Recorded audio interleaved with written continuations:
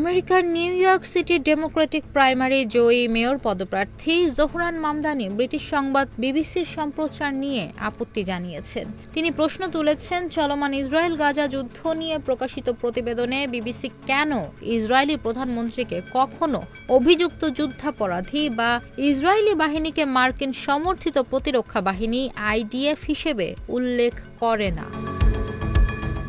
স্থানীয় সময় শনিবার সামাজিক যোগাযোগ মাধ্যম এক্সে দেওয়া এক পোস্টে মামদানি এসব কথা বলেন।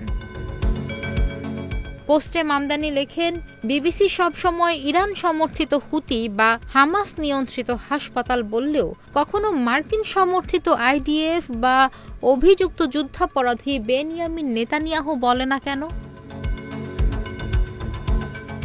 জোহরান মামদানি দীর্ঘদিন ধরেই ইসরায়েলের সমালোচক হিসেবে পরিচিত। তিনি গাজায় ইসরায়েলি সামরিক অভিযানকে গণহত্যা বলে উল্লেখ করেছেন।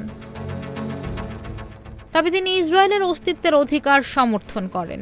এর আগে ইসরায়েলের কট্টর সমর্থক মার্কিন প্রেসিডেন্ট ডোনাল্ড ট্রাম্প মামদানিকে কমিউনিস্ট উন্মাদ বলে কটাক্ষ করেছেন এবং নিউ ইয়র্ক সিটিকে তার হাত থেকে রক্ষা করার প্রতিশ্রুতি দিয়েছেন।